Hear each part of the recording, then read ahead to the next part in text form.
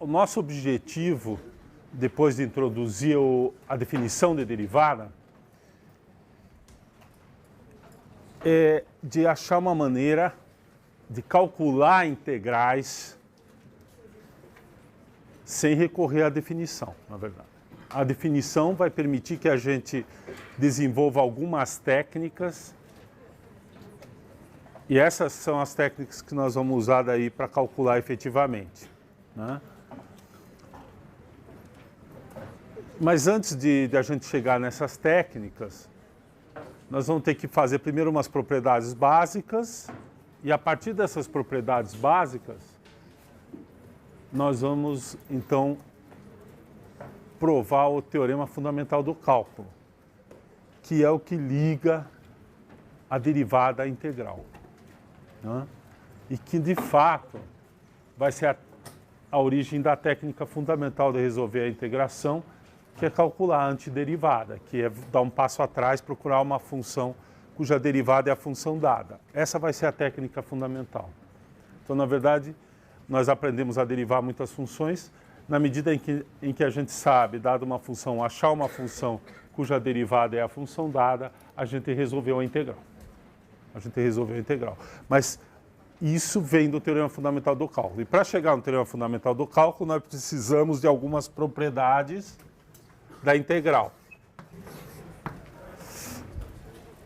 Então, eu vou citar como primeira propriedade um cálculo que nós fizemos na aula passada, que é a integral entre a e b da função constante é simplesmente essa constante vezes b menos a, né? Isso aqui é a área do retângulo de altura c. Observe que se c é positivo, se o número é positivo, é a área do retângulo. Se c for negativo, então o número é negativo, ele representa menos a área do retângulo que vocês estão vendo ali, porque a função fica abaixo do eixo x. Então, a parte sempre que está abaixo do eixo x corresponde à parte negativa da integração. Então, eu vou desenhar aqui o caso positivo. Essa altura aqui é c.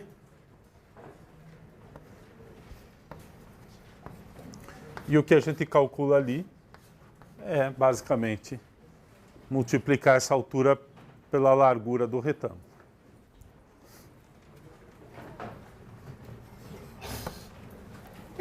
A segunda, então essa é uma propriedade muito fundamental que a gente vai usar em várias situações. A segunda propriedade já é uma propriedade associada à operação de funções. Então, se a gente tiver a soma de duas funções,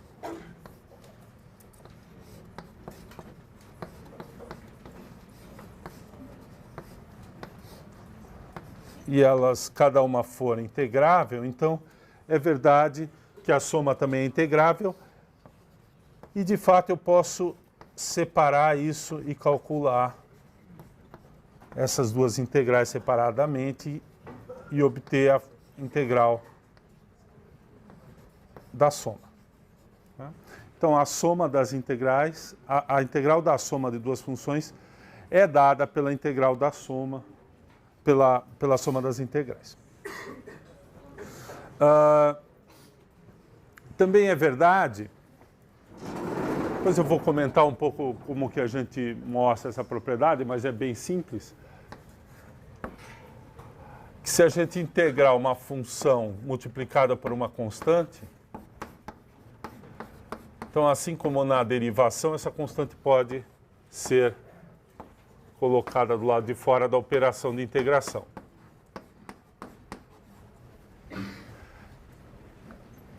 Então, essa propriedade mais essa propriedade aqui são o que a gente chama de linearidade, né? Essas duas propriedades dizem que a integração, a integral... Aliás, essa integral ela é a integração de Riemann, mas ela também é chamada integral definida. Depois vocês vão entender por que o nome, porque a gente estabeleceu quais são os limites de integração. A gente pode, depois que tiver a noção de antiderivada, falar em integral indefinida. Mas, por enquanto, esse é o nosso conceito fundamental, integral definida, integrando no intervalo. Bom, essa segunda propriedade aqui, se a gente pensar, ela é muito simples a partir da definição. Vamos lembrar da definição. colocar aqui a definição. O que a gente fazia? Vou fazer um esboço da definição para a gente relembrar.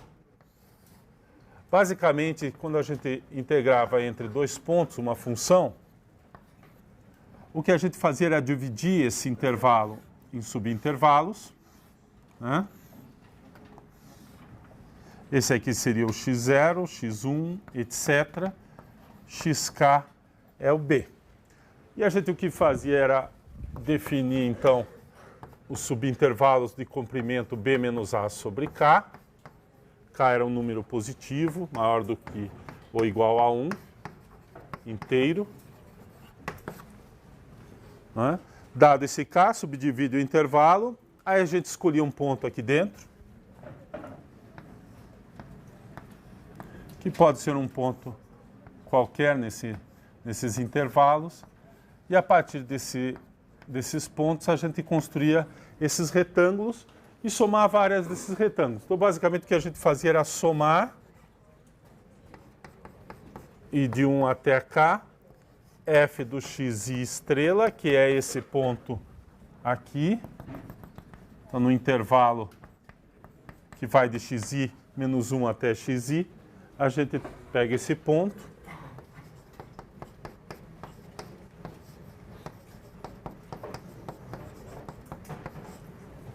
o i variando de 1 até k, e multiplicava isso por ΔX, por esse comprimento desse intervalo.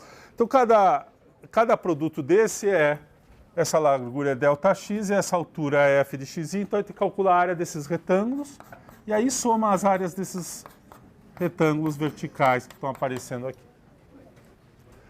E à medida que a gente aumenta o número de subintervalos, a gente vai obtendo essas somas, que são chamadas somas de Riemann.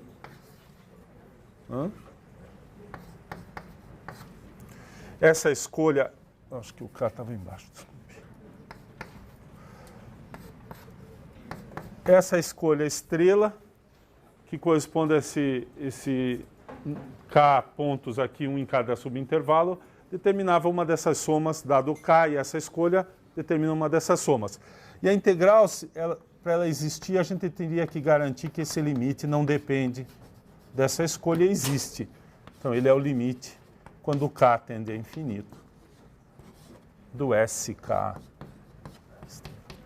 Então, para cada K, escolhemos uma possibilidade de escolher um conjunto aí de xi, fazemos essa soma, né, que é esse produto, a soma desses produtos, e isso aí dá origem a essas somas, aí eu faço o limite disso. Se esse limite existir, a gente diz que a função é integrável. E esse limite não pode depender dessa escolha xi. Ou seja, se eu fizer uma outra sequência dessas com outros valores de xi, no limite o valor é sempre o mesmo, e esse valor comum é a integração. Então, presta atenção aqui nessa essa propriedade 3. O que a gente está fazendo aqui é multiplicar esses retângulos, esse valor f, por c. Ou seja, a gente está multiplicando todo mundo aqui sempre por c. Mas isso aqui é uma soma finita, eu tiro o c para fora, e, portanto, o que você vai obter é uma soma, para uma soma de f, uma soma de Riemann de f, eu obtenho uma soma de Riemann para c vezes f, só multiplicando todo mundo por c. E a sequência, todo mundo fica multiplicado por c. Portanto, se aquele limite existe para este cara aqui, vai existir para esse cara, e o valor vai ser isso aqui. É só tirar o c para fora. Essa aqui é parecida, a única coisa que eu tenho que fazer é, se eu somo, eu vou ter um retângulo para o c, para o f, e um retângulo para o g. Né? E se cada uma delas tem, eu posso escolher o mesmo valor de x e construir uma soma para f mais g. O mesmo xi. E aí eu tenho, então, que em cada uma dessas somas eu tenho o f em x estrela e o g em x estrela e a soma disso. Então eu posso separar essas somas. Se existem os limites para cada uma das duas funções separadamente, vai existir também. Aqui vai ser exatamente a soma dos limites. Então, são propriedades de limites. Né? Se vocês prestarem atenção, isso aqui segue mais ou menos o que a gente está acostumado, principalmente essas duas, a pensar como propriedades de limites. Aliás, como para a derivada, que também vem de um limite, essas propriedades derivam da propriedade das propriedades de limites. Então, essas três propriedades são as propriedades fundamentais. A gente pode acrescentar aqui, no caso em que C é menos 1, uma quarta propriedade, que é só uma consequência de 2 e 3, que se a gente fizer a diferença, que basicamente é multiplicar G por menos 1 e somar, juntando essas duas, então a gente obtém que a integral da diferença é a diferença das integrais. Ok? Então isso aqui é só para a gente completar a álgebra básica, mas essa aqui claramente é uma consequência dessas duas. É só multiplicar G por menos 1 e colocar nessa expressão. E usar a 3. Muito bem. Lembrem que quando a gente passava da soma para o produto na derivada, complicava um pouco, aparecia a regra de Leibniz. E aqui também nós vamos ver que quando a gente integra produto, a gente vai ter que trabalhar um pouquinho mais e vai aparecer uma outra propriedade importante, mas isso vai ficar um pouquinho mais para frente, tá? Muito bem. Então tem essas propriedades, além dessas propriedades básicas algébricas, puramente algébricas, né? Soma, produto por constante, integral da função constante, que é o caso mais básico de integração, e a diferença que é consequência, a gente tem algumas propriedades de comparação. Eu vou usar uma outra ordem aqui, depois a ordem do livro está um pouquinho, eles colocam uma outra propriedade que eu já vou voltar, mas primeiro eu vou fazer os argumentos de comparação. O primeiro é o seguinte, que se a função for maior ou igual a zero, sempre, em AB, e for integrável, então a integral é maior ou igual a zero, né?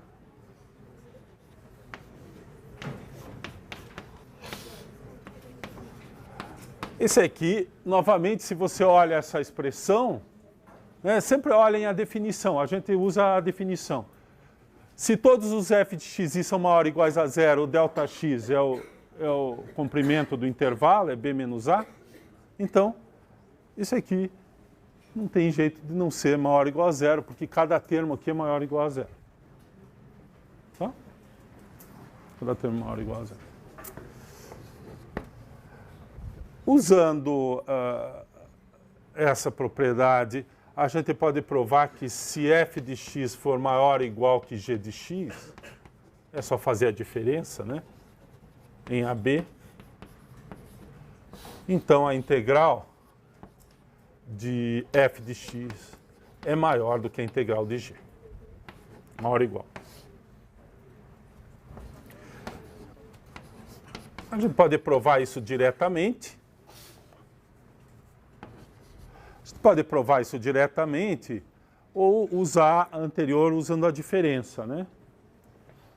Você faz f menos g, aplica essa propriedade, f menos g é maior ou igual a zero, então a integral de f menos g vai ser maior ou igual a zero, e aí aplicando a propriedade 4 resulta isso aqui. Ou usando direto a propriedade de que você constrói para a soma de Riemann de uma, você constrói a soma de Riemann para outra nos mesmos pontos, e sempre o f naquele ponto é maior ou igual que o g naquele ponto. E, portanto, essas somas de Riemann se correspondem. Eu sempre tenho numa sequência, para cada soma de Riemann de uma, eu construo a soma de Riemann do outro, sobre os mesmos escolha de x e estrela, e sempre o f é maior ou igual que o g de x em cada um desses pontos, e, portanto, a soma de Riemann correspondentes sempre a de f é maior ou igual que a de g, e, portanto, no limite isso tem que também ser satisfeito. Mas aqui é mais fácil aplicar essa aqui diretamente para f menos g mais essa propriedade. Finalmente, usando essas propriedades e a propriedade 1, a gente obtém essa propriedade que a gente vai usar, que se f está entre duas constantes, né, o valor dela em AB é limitado por duas constantes, e ela for integrável, sempre tem a condição, vou calcular quando eu posso, porque a função, aquele limite é único, etc., existe.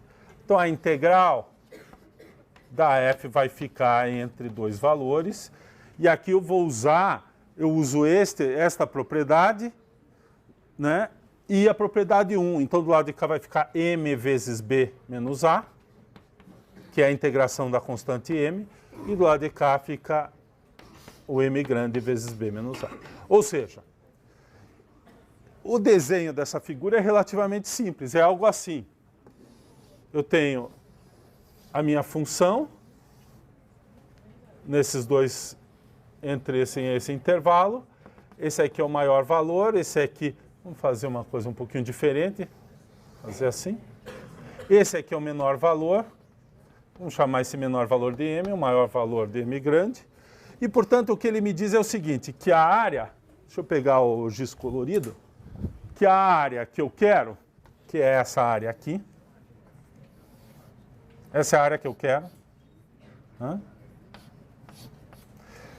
Essa área é menor do que esta área, menor ou igual, no caso do meu desenho claramente é menor, e é maior do que esta área.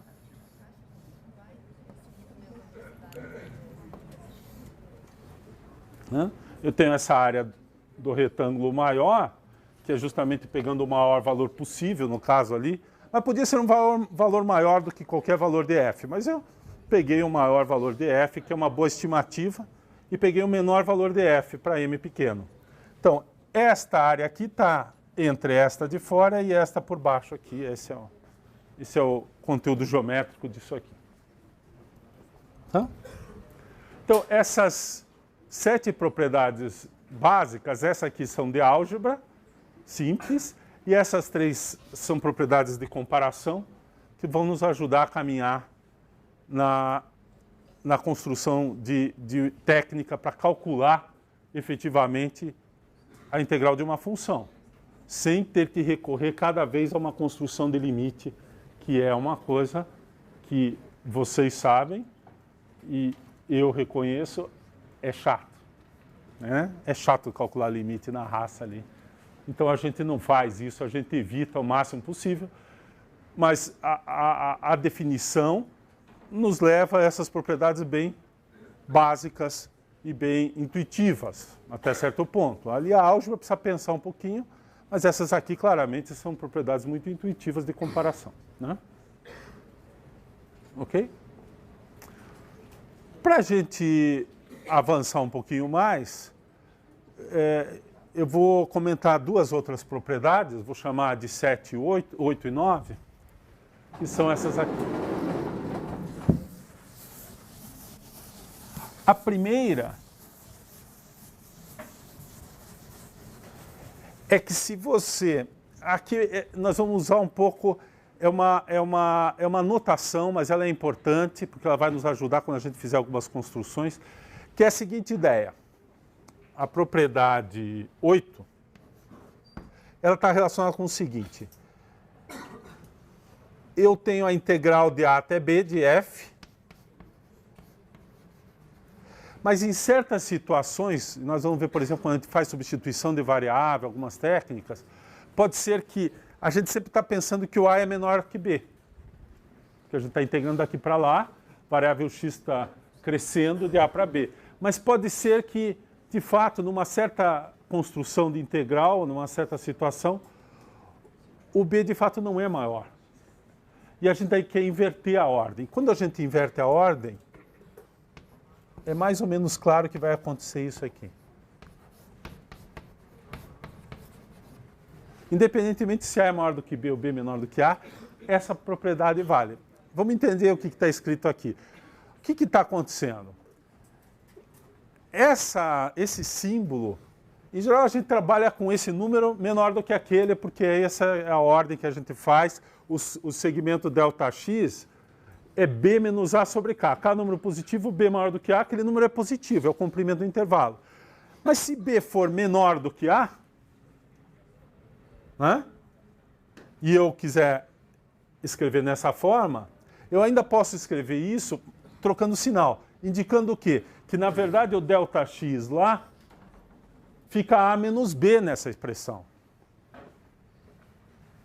E, portanto, eu troco o sinal de todos os termos das somas, que o ΔX é A menos B sobre K. Então, o número, se A for menor do que B, é um número negativo. Se A for maior do que B, dá positivo. Então, aquelas duas expressões, a gente pode escrever qualquer uma delas. Por exemplo, eu posso integrar a função constante de 0 até 1, vamos dizer a constante 2. Isso aqui me dá 2 vezes 1 menos 0. Portanto, dá 2. É a área daquele retângulo. E se eu integrar essa mesma função de 1 até 0, você diz, mas isso aqui não está definido. Então, para nós, a gente vai trabalhar que isso aqui é menos essa integral aqui. E o que está embutido aqui é que eu uso a mesma definição, só que daí 0 menos 1 é negativo em todos os termos. Então, como se eu integrasse de trás para frente, eu integro daqui para cá. E o sinal é, então, a orientação, aparece a orientação. Né? E isso aqui dá menos 2. Não é a mesma integral. Esta é menos essa. Cuidado. Tem orientação. Para nós, o eixo x é positivo no sentido dos números crescentes. A gente preserva essa orientação. Então, este sinal aqui indica que aqui a função é positiva. Aí vale essa propriedade, a função é maior ou igual a 0, a integral dá maior ou igual a 0. Aqui você diz, mas a integral deu negativa? Sim, porque apesar da função ser positiva, eu estou integrando para trás. Vocês vão ver, vai ter alguns exemplos que isso vai ser muito útil. E a gente só tem que lembrar que para corrigir eu troco o sinal. Tá? Em troca de variáveis pode acontecer em algumas outras situações. Finalmente, a última propriedade é uma propriedade que é bastante intuitiva em termos do conceito de área, que é o seguinte. Propriedade 9. Aqui a ideia, eu vou fazer o desenho e depois vou escrever a fórmula. Eu estou integrando a função entre A e B. E eu pego um ponto C qualquer aqui no interior. Essa aqui é a primeira situação desse, né? Integrando essa função. Então, é mais ou menos claro que se eu integrar de A até C e depois de C até B e somar, eu tenho as duas, né?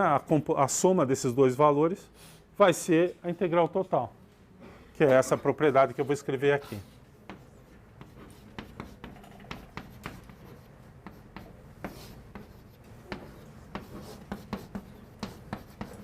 Observe que eu não estou somando duas funções. É a mesma função, eu estou decompondo o intervalo de integração em duas partes. Ele não é a mesma coisa que aquela propriedade 2. Não é a soma de duas funções. É a mesma função, só que eu estou integrando em duas partes. Integro primeiro aqui e depois integro aqui. E a soma dessas duas coisas é igual. Em termos do conceito de área, é mais ou menos óbvio. Mas a gente, para fazer isso de uma forma rigorosa, a gente tem que fazer as somas de Riemann das duas partes e mostrar que isso sempre eu posso aproximar. Aqui tem um pequeno problema, porque este ponto, se a gente olhar a nossa definição original, ele sempre vai aparecer para a soma de Riemann aqui, porque ele é a extremidade final de um e extremidade inicial do outro. E quando eu fizer uma soma de Riemann geral para F, não necessariamente o ponto C aparece. Não necessariamente. Né? Na minha subdivisão, ele pode não ser limite da minha subdivisão. Então, mas o que você faz em geral é que você aproxima, né? Você usa a aproximação aqui, você faz aqui, vai aproximando e você mostra então que se existem se existem esses dois, essas duas existem, ou se existe em cada uma dessas, essa existe e isso aqui dá igual. Tá? Tem que tomar um certo cuidado com a posição desse ponto C e mostrar que você pode fazer partição para a função toda, que inclui o C como um ponto importante. Basicamente é isso. Tá? Então, essa nona propriedade, mais ou menos aqui fecha. Tem uma décima propriedade, que é muito simples e que é mais notação do que propriedade, mas é bom chamar a atenção porque vai aparecer algumas vezes, que é se eu integrar no intervalo de comprimento zero. Se olha na definição, fica A menos A igual a zero, ΔX é sempre zero, só tem um ponto. Isso aqui dá zero por definição. Pode tratar ou como definição, observar que, mesmo ali na nossa definição de integral, isso aqui faz sentido e a função. Isso aqui é uma situação super especial, mas em algumas situações que você está fazendo alguma construção, pode aparecer essa expressão, então é só para lembrar que quando eu integro uma função no intervalo de comprimento zero, não tem área. Degenerou num segmento e esse segmento, a área é zero. E se você aplicar aqui na definição, você vai ver que dá zero, porque B menos A é A menos A igual a zero. Tá? Queria chamar a atenção, se a gente juntar 8 e 9, eu vou escrever aqui. Se a gente juntar essas duas propriedades, a gente pode ter a seguinte situação. Em vez de eu estar com esta situação aqui, né, eu poderia ter, na verdade, o ponto C do lado de fora, o ponto B aqui. Vamos ver como é que ficaria se fosse assim, o meu desenho. Aí eu digo assim, ó, eu vou usar a mesma expressão. Olhem essa expressão, o que ela diz? Mesma expressão, mas nessa posição, mas esse aqui não é... Olha, mas eu integro de A até C, aí eu integro de C até B. E o resultado é a integral de A até B. Se a gente olhar o que diz a 8, a integral de C até B vai contar negativamente essa área. Então, esta área toda menos esta área dá essa área. Então, essa expressão, usando essa notação de quando o A é maior do que o B, eu troco o sinal, então a gente pode fazer isso. Eu vou aqui, nesse trecho aqui, então, de A até C, eu já integrei esse tudo. Então, o que ele me diz? Que a integral daqui até aqui é a integral daqui até aqui, mais a integral daqui até aqui. Só que essa aqui vai contar negativamente, né? Porque isso aqui é menos a integral de B até C. Daí eu passo para o lado de lá, e o B está no meio, e eu volto numa expressão parecida com a que eu tinha antes. Então, essa fórmula vale também para esse desenho. E a gente vai usar isso algumas vezes. Tanto faz se, por exemplo, o B estiver aqui o C do lado direito ou do lado esquerdo. Tá? Pensa um pouquinho ali, que é exatamente isso que a gente está falando. Ó. Eu integro de A até C, lá no desenho, é a área toda daquela figura. Certo?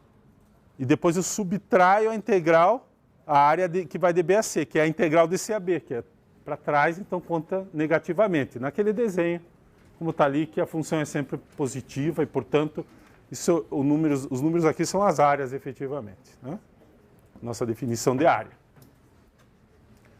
Então, o conceito de área a gente sempre tem que trazer junto para interpretar as figuras.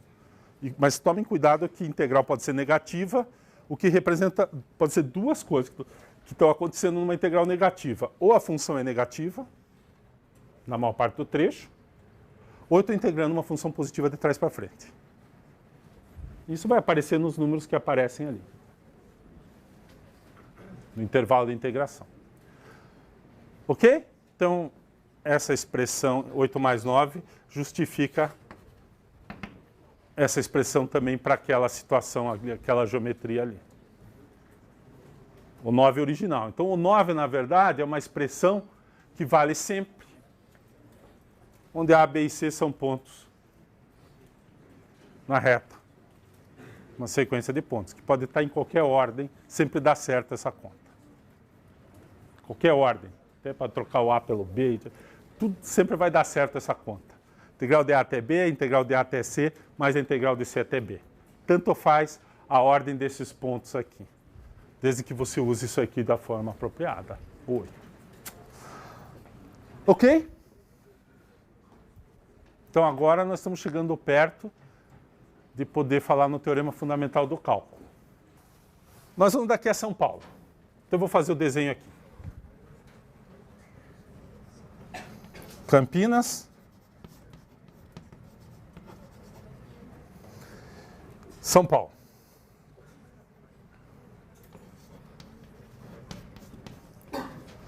E eu vou representar o nosso trajeto todo por uma linha reta. Claro que isso aqui não é a realidade geográfica, mas a gente retifica o caminho. E isso aqui dá mais ou menos, se a gente escolher os pontos direitos, 100 quilômetros. Mais ou menos do centro de Campinas ao centro de São Paulo dá 100 quilômetros.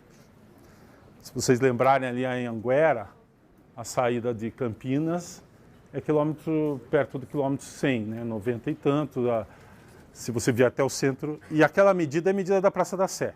Né? As estradas de São Paulo, todas as estradas paulistas, o marco zero é a Praça da Sé. Então você sai, quando você entra na Bandeirantes, o quilômetro já é 13, né? Certo?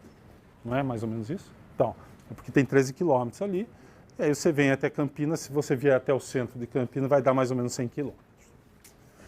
Muito bem, a gente quando vai daqui até São Paulo, acho que todo mundo aqui já deve ter ido alguma vez, né?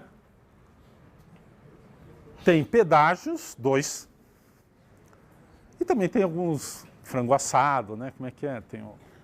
Né? Tem aqueles, a gente dá uma parada para tomar uma água, para comer um pão de queijo, tomar um café, certo? Então, a gente certamente não faz esse caminho numa velocidade constante. Primeiro que a gente tem que sair aqui, está parado aqui no lugar, e a gente sai. Então, a gente vai andar nesse trajeto, mas a nossa velocidade vai variar. Vamos supor que a gente levou 1 hora.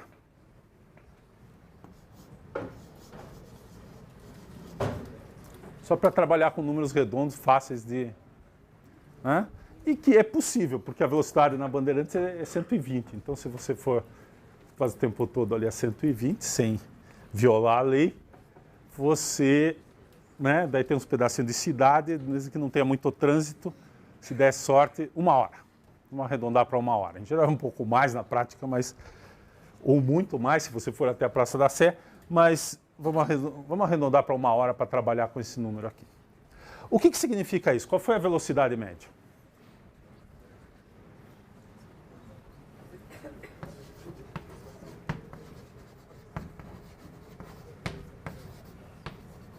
Vamos denotar assim. Quanto foi? Saí de lá e cheguei aqui? Foi? 100.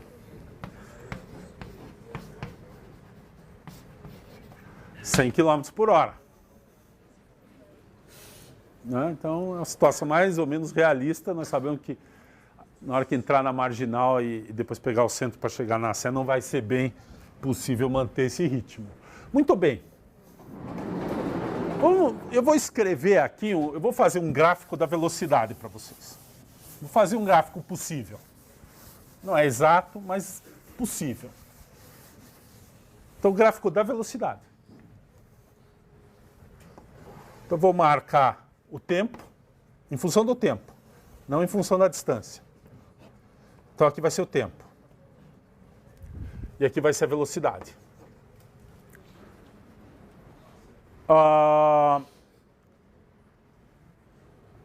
Eu vou marcar o tempo zero na origem aqui. E certamente eu estou com o carro parado. Eu não saio já com... Não tem V0 é zero. Então eu saio daqui. Como é que deve ser aqui no... vamos marcar aqui 100.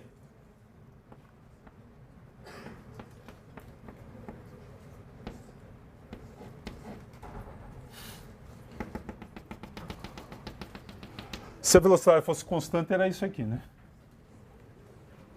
E aqui é 1 hora. Então eu vou pôr aqui de 10 em 10 minutos. 1, 2, 3, 4, 5, 6. Pronto, não preciso de um gráfico tão comprido.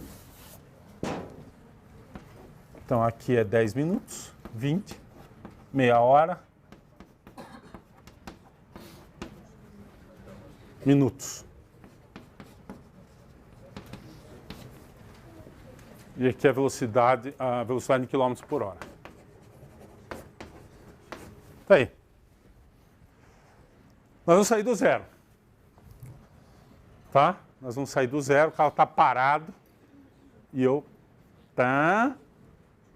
piso no acelerador. Primeira, ou automático, seja o que for, piso no acelerador, o carro sai. Então que ele vai sair aqui 10 minutos, aí ele acelera. Na verdade, a gente acelera, é que na cidade não vai dar para acelerar muito, mas depois de uns 20 minutos sair da cidade eu acelero. 110, 120. Aqui, esse aqui é aqui eu não podemos passar desse limite aqui. Certo? 120 km por hora.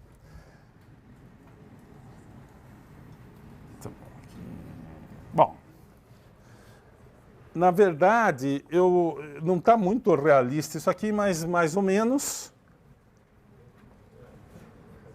eu tenho que... Vamos fazer...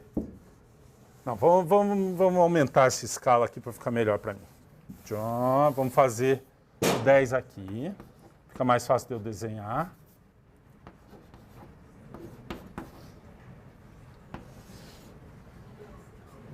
Não, o que é isso?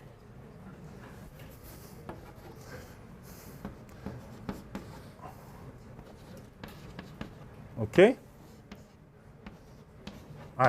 Pronto. Cada 4 quadradinhos aí corresponde a 10 minutos. Que é o tempo. Ok, então tá bom. Então vamos lá. Bom, sobe. Aí tem o pedágio. Mas você tem o... Como é que chama? Como é que é mesmo? Sem parar. Sem parar. O sem parar significa que daqui a uns 15, 20 minutos você tem que baixar a velocidade. Você vai aqui 100, aí daí tem que baixar para 40. Que é aqui. Então eu tenho que baixar para 40, mais ou menos aqui. Aí depois eu subo de novo. Aqui está o meu 100. Aí eu ando aqui. Aí de novo, antes de chegar em São Paulo.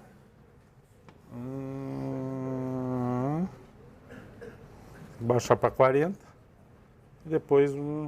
E aqui, infelizmente, vai chegar uma hora que a velocidade... Bom, tá aqui. Parou. É hipotético.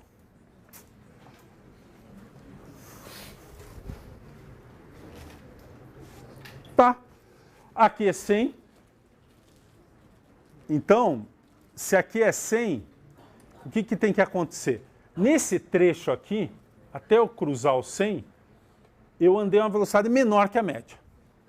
Vejam, não seria possível eu andar sempre menor ou igual a 100 e tendo que fazer as reduções aqui e parar lá e sair parado e fazer média 100. Eu tenho que passar de 100 em algum momento. Vocês concordam com isso? Teorema do valor médio. Certo? Eu tenho, se o seu valor médio é esse, eu tenho que passar do valor várias vezes. E até uma quantidade razoável. Vamos pensar um pouquinho na distância.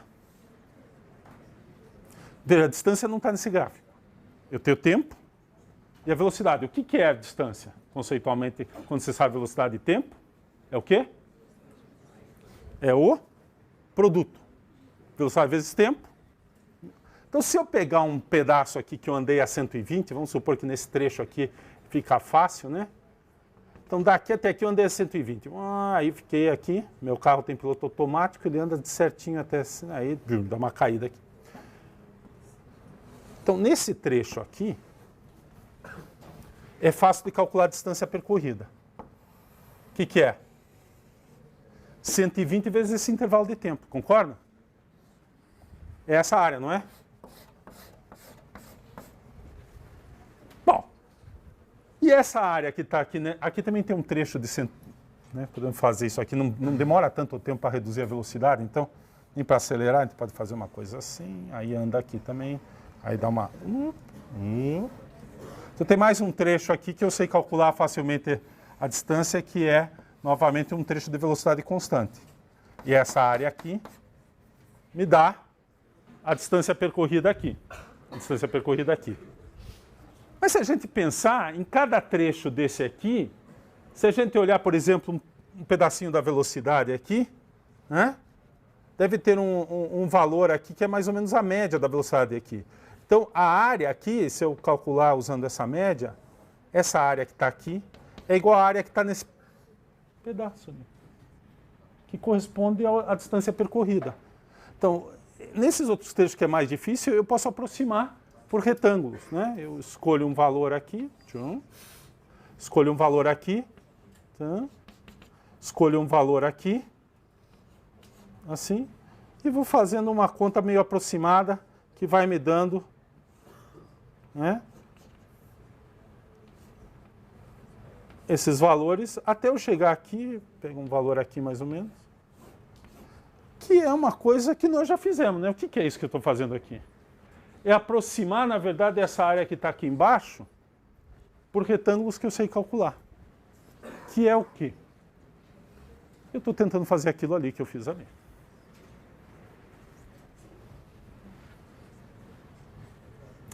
Ou seja, a área toda que está aqui embaixo agora, vou usar um giz, deixa eu fazer de novo o gráfico aqui.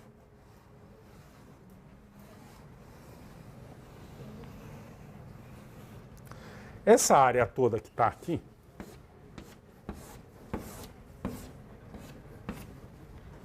está abaixo do gráfico,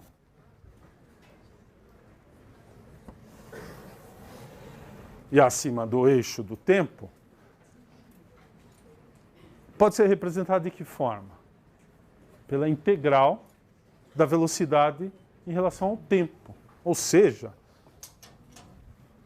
se eu calcular entre 0 e 60 a integral da velocidade em relação ao tempo, a velocidade é dada em função do tempo, ela não é constante, ela varia dessa forma. Qual que deve ser esse valor aqui?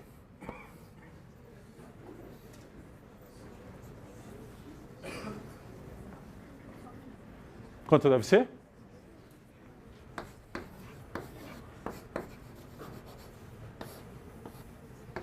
É razoável, né? Escrever isso. Agora vamos pensar o seguinte. Eu posso pegar um instante de tempo aqui qualquer.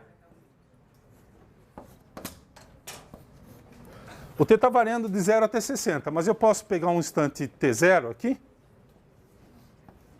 e calcular a distância usando a mesma coisa, só que eu paro aqui. Então eu vou olhar esse pedaço aqui, essa área. Então a distância percorrida vai ser dada como?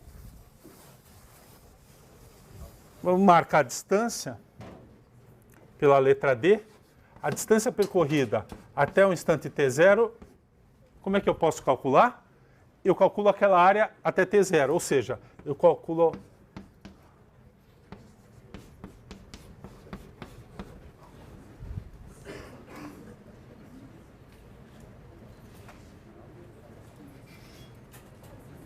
eu posso criar uma função que é a função distância do carro, agora em função do tempo, né?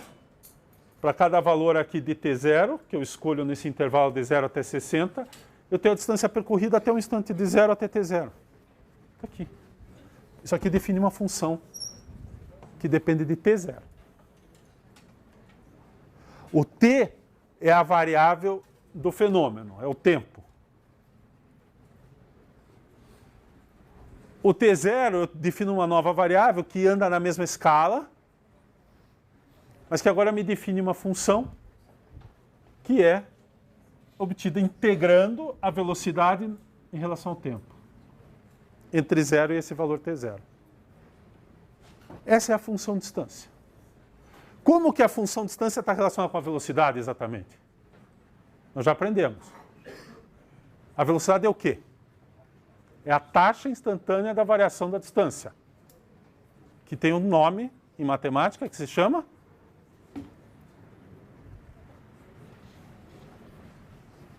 taxa de variação instantânea se chama derivada.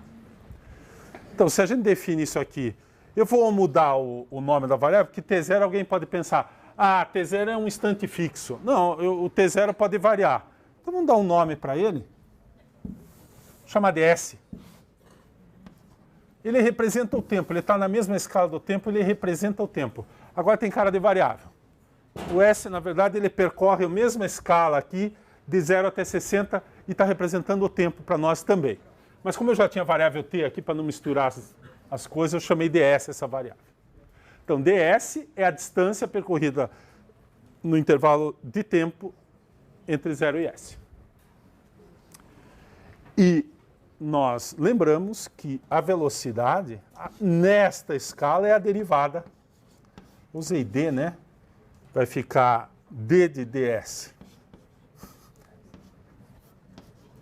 Derivada, d é o nome da função.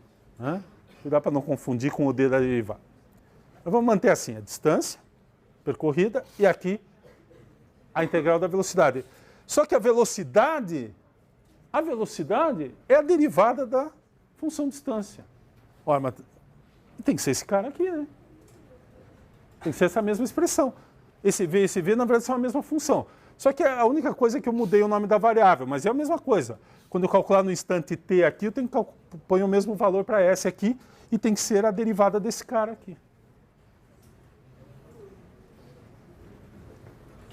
Então, isso está me dizendo o seguinte, se eu pegar uma função, agora esqueçam velocidade e distância. Eu pego uma função, integro no intervalo. A extremidade de cima eu deixo variando. Derivo em relação a essa variável aqui, eu recupero essa função. O resultado da integração, derivado em relação a essa variável aqui, extremo superior de integração, que eu trato como uma variável agora, era o meu b, né? Na definição. Só que o b a função está definindo para muitos valores, eu posso ir variando esse b. O a está fixo, no nosso caso é 0. O b eu estou variando aqui, até chegar em 60. 60 é o último valor possível, que é esse que é o nosso fenômeno. Mas o s aqui pode percorrer qualquer ponto no intervalo 0 até 60. É claro que também vale para 0, nós já vimos, se 0 é 0, dá 0. A distância é 0, que é essa distância inicial aqui, não andei nada, estou parado, ainda não saí. Então vale também para 0. Essa função, se eu derivar, eu recupero essa função que estava aqui, que é o integrando. Será que isso é sempre verdade? Eu pego uma função, integro no intervalo e derivo com relação ao final do intervalo. Trato o final desse intervalo como um variável. Derivo. Eu recupero a função que eu comecei? Sim, desde que esta função tenha alguma propriedade. Basta que seja contínua. Se a função que eu comecei aqui for contínua, ou seja, a velocidade aqui não tem warp, não sai de 0 para 120 instantaneamente, certo? Ela tem que começar do 0 e até chegar aí, tem que variar continuamente. Não tem nenhum salto na velocidade. É verdade. Basta que seja contínua a função. Oi? Quem que perguntou? Lá. A gente trabalha com intervalos fechados aqui, porque eu estou integrando sempre de um ponto até um ponto aqui de dentro e a gente vai parar em algum lugar. E sempre a integração é nesse subintervalo. Observe que eu integro a função de 0 até 10, de 0 até 20, de 0 até 30. E lembrar que pela propriedade de 0 até 10 mais de 10 até 20 é integral. Então eu vou integrando aqui, vou calculando essa área. Vai aumentando o valor, porque eu vou calculando a área. A área, em cada trecho, é a distância percorrida naquele trecho de tempo. Se você medir só daqui até aqui, do instante 20 até o instante 30 minutos, a área embaixo disso aqui é a distância percorrida nesse trecho. E aí você vai. Agora, eu posso tratar esta variável aqui final, do meu intervalo que vai de 0 até um certo ponto, essa minha variável S, que eu marco aqui. E ela varia aqui na mesma escala que o tempo. Ela é o tempo. Só para não misturar que aqui aparece T, eu chamei aqui de S. Então esse é o teorema fundamental do cálculo.